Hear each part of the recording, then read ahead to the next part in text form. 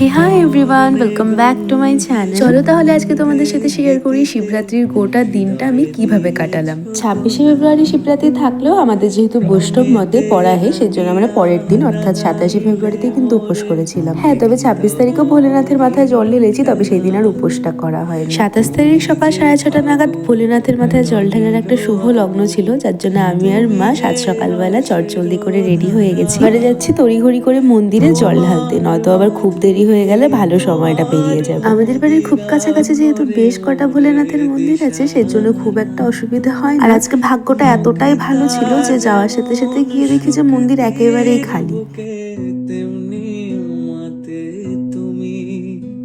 অন্যান্য দিন প্রচুর ভিড় হলেও আজকে যেহেতু খুব একটা ভিড় হয়নি, সেই সুযোগে সদ্ব্যবহার করে ধীরে সুস্থে মন দিয়ে পুজোটা দিয়ে নিলাম। এরপর আমার পুজো শেষ হওয়ার পর মাও আস্তে ধীরে পুজোটা দিয়ে নিল, আর এরপর দুজনে মিলে চলে গেছিলাম তার থেকে আরেকটু দূরে আরো একটা ভোলেনাথের মন্দিরে। আর আমাদের পুজো দিয়ে বাড়ি আসতে আসতে যেহেতু প্রায় সকাল হয়ে গেছিল, খুব সুন্দর মিষ্টি রোদও উঠে গেছিল ততক্ষণে। আর বাড়িতে এসে বেশ এই রোদের মধ্যে শাড়ি পরে কত ছবি ভিডিও করে নিলাম। আর আমার এই Shivratri special get ready with me ভিডিওটা তোমরা দেখেছো তো? না দেখে থাকলে চটজলদি গিয়ে দেখে এসো। এই ছবি তুলতে তুলতে তো আমার মা মাথাটা শেষ করে দিল এই বলে যে এই মন্দিরে জল ঢেলে এসেছিস বলে কি বাড়িতে আর ঢালতে হবে না? আরে বাবা, আমি বুঝি না, মানুষটা যখন মনের মধ্যে আছে সে কোথায় জল ঢাললাম সেটা কি বড় হয়ে গেল? সে যাই হোক, সেদিনকে একটা শুভ সময় থাকার জন্য আমাদের বাড়িতে নারায়ণ পুজোরও ব্যবস্থা করা হয়েছিল। জল ঢেলে এসেই মা তাড়াহুড়ো করে সবটা যোগাযন্ত্র করে নেয়, আর এর মধ্যে ঠাকুরমশাই চলে এসেছে, আর এদিকে পুজোও শুরু হয়ে গেছে। শুনেছি এক উপোসে নাকি দুটো পুজো করতে নেই, তবে ওই যে কে শোনে কার কথা। সে ভগবান তো একজনই, তার হাজারো রূপ, তাই এত নিয়ম মেনে কি হবে বলো তো দেখি। আমার দৈনন্দিন জীবনে ভোর 5টায় তো আর ঘুম থেকে ওঠা হয় না, সেজন্য আজকে খুব ঘুম পাচ্ছিল।